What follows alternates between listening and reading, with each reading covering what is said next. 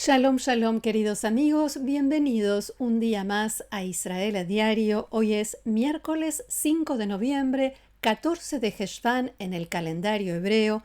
Hamás entregó el cuerpo de un rehén israelí anoche y sigue aprovechando el tiempo que pasa sin que se produzca ningún cambio en la franja de Gaza.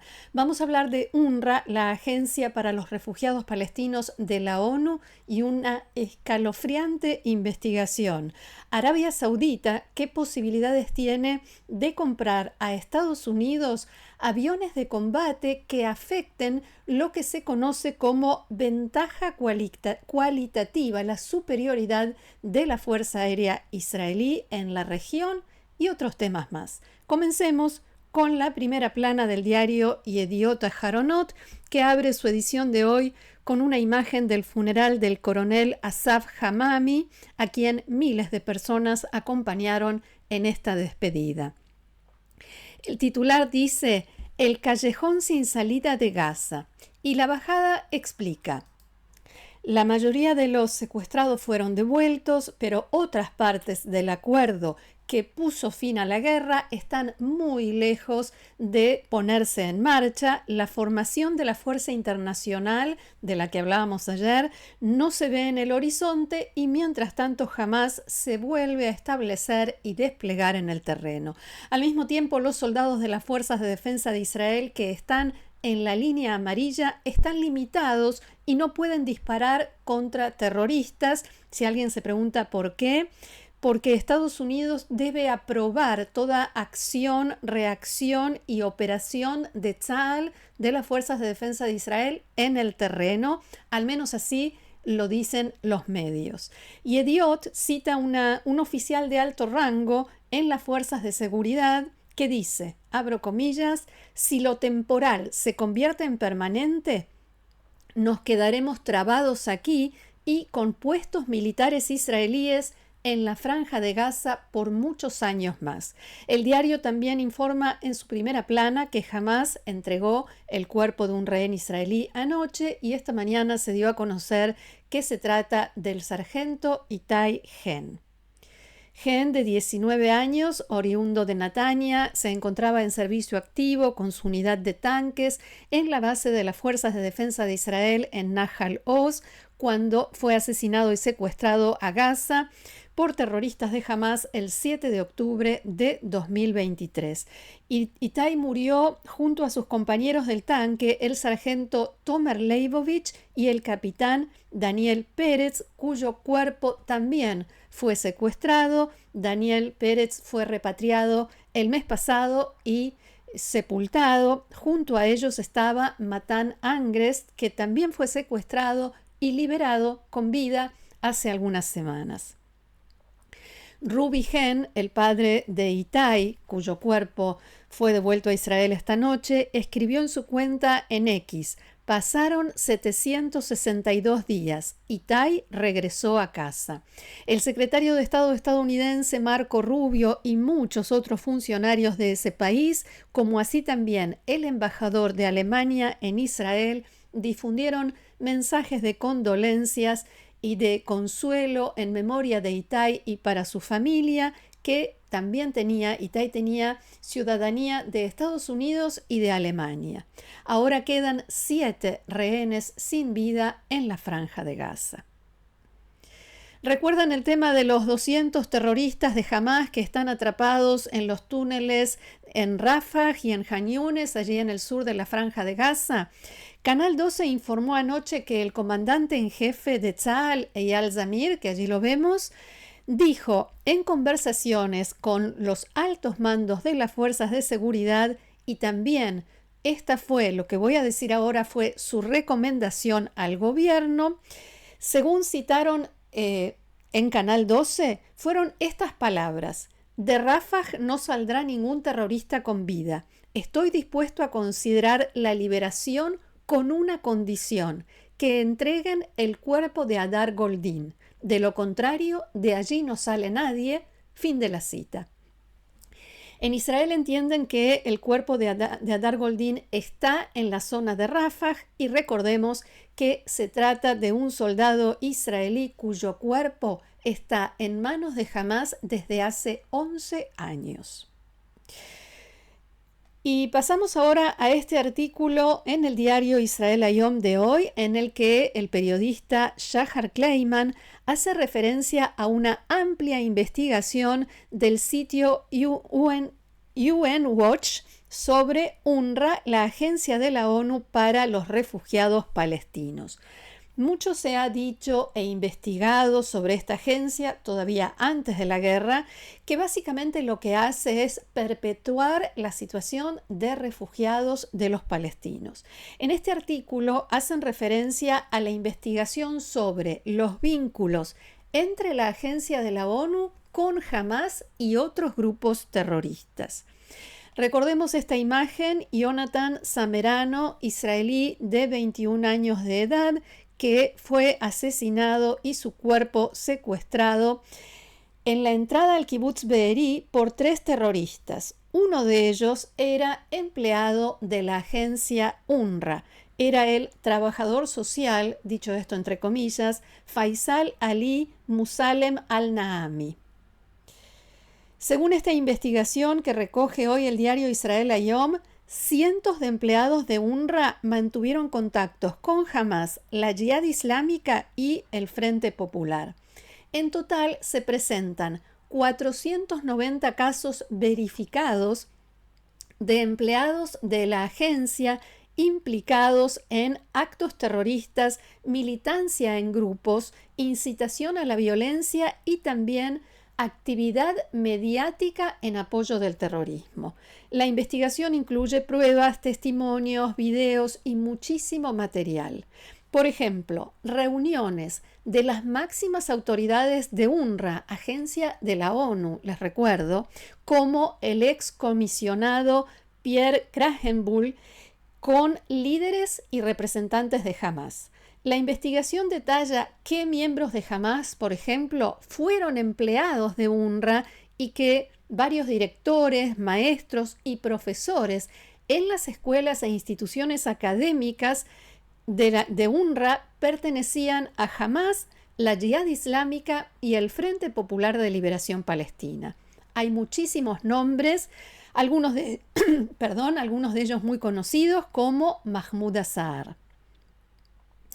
Esta investigación incluye también el nombre del artífice de la masacre del 7 de octubre, Yihya Sinwar, que aparece en los hallazgos. El nombre de Sinwar consta en el registro de una reunión celebrada en 2021 entre este líder de Hamás y la comisionada adjunta de la UNRWA, Leni Stenseth. Durante la reunión, la diplomática noruega se disculpó por las palabras del entonces director general de la agencia, según las cuales los ataques de las fuerzas de defensa de Israel fueron precisos. También agradeció, todo esto consta en el protocolo de la reunión, también agradeció a Sinwar por, abro comillas, su actitud positiva y su deseo de continuar la cooperación para facilitar el trabajo de la agencia en Gaza. El estudio también presenta casos de publicaciones abiertamente antisemitas realizadas por empleados de UNRWA. Israel Hayom cierra el artículo con declaraciones de Hillel Neuer, director ejecutivo de la institución responsable de este trabajo, que sostiene que el problema no se reduce a unas pocas manzanas podridas en un barril, como dictaminó la Corte Internacional de Justicia hace apenas unos días. El problema es estructural, generalizado y creado deliberadamente, dijo. Continuar financiando a UNRWA no es un símbolo de acción humanitaria, sino una aprobación tácita de actos de terrorismo. Y es muy importante conocer esto ahora, cuando se está intentando definir el futuro de la Franja de Gaza, lo que solemos llamar el día después. Para quienes quieran saber más sobre este tema, leer la investigación, les voy a dejar el link del sitio en el primer comentario de este video. Y a menos de 2 semanas de la esperada visita del príncipe heredero Mohammed bin Salman a Washington, anoche se reveló que la solicitud saudita para la compra de aviones F-35 ha superado una etapa clave en el proceso de aprobación en el Pentágono. El F-35 es considerado uno de los aviones más avanzados del mundo, de los más efectivos y letales, por su velocidad, todo tipo de tecnología, sensores avanzados, lo que se conoce como tecnología silenciosa, sigilosa, y es difícil de detectar, entre muchas otras cualidades. Según un informe exclusivo de la agencia de noticias Reuters, el gobierno de Trump está considerando la solicitud saudí para adquirir hasta 48 cazas furtivos F-35, un acuerdo valorado en decenas de miles de millones de dólares que podría alterar el equilibrio de poder en Medio Oriente. De acuerdo con 2 funcionarios estadounidenses citados por Reuters, la solicitud se remitió directamente al presidente Trump a principios de este año, fue revisada, llegó a los altos mandos del Departamento de Defensa y ahora solo le falta la aprobación del gabinete, la firma de Trump y la notificación al Congreso para que el acuerdo pueda concretarse. En la administración Trump dicen que todavía no tomaron una decisión definitiva, pero el hecho mismo de que se haya dado este paso por primera vez en años indica una creciente disposición de Washington a permitir que los sauditas adquieran estos aviones. Marca una tendencia. La solicitud de los F-35 forma parte de las conversaciones más amplias que Arabia Saudita está llevando a cabo con Estados Unidos, buscando acceso a tecnología estadounidense para desarrollar un programa nuclear civil y un acuerdo formal de defensa como el que Donald Trump estableció no hace mucho tiempo con Qatar después del ataque israelí contra la cúpula de Hamás en Doha. Simplificando, el acuerdo significa: si los atacan a ustedes, es como si nos atacaran a ambos.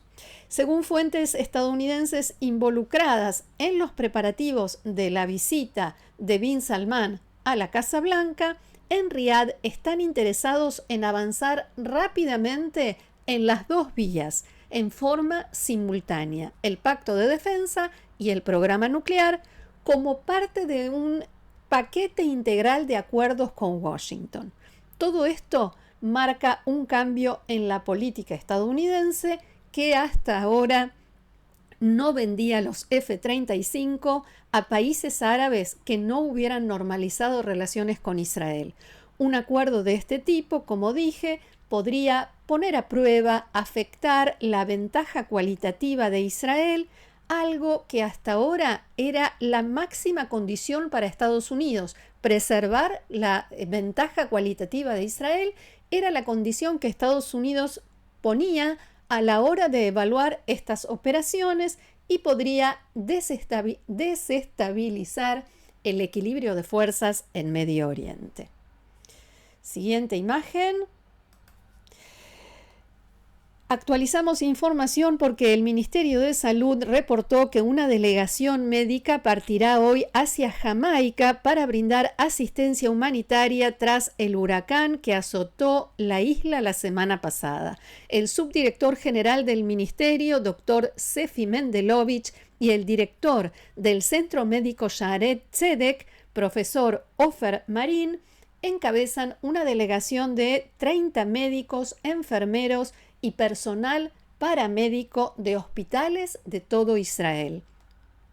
Además, el Ministerio de Relaciones Exteriores indicó que ordenó el envío inmediato del embajador de Israel en la República Dominicana, Raslan Abu Rukun, y un equipo diplomático a Jamaica para coordinar las actividades de asistencia humanitaria con el gobierno local.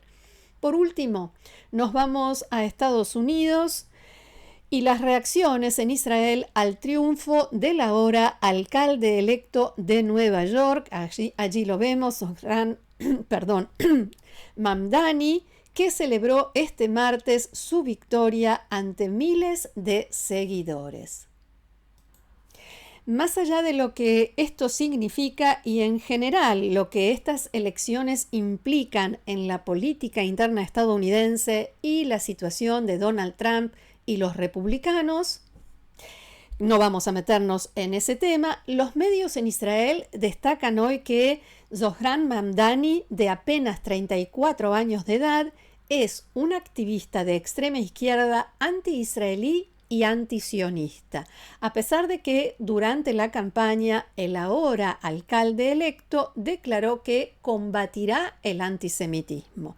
La victoria de Mamdani marca un cambio radical para la comunidad judía de Nueva York, hogar de la mayor comunidad judía de la diáspora, que ha contado con el apoyo de la alcaldía durante generaciones. Es más, hasta ahora, si un candidato presentaba posturas abiertamente anti-israelíes, tenía la derrota asegurada, pero eso evidentemente ha cambiado.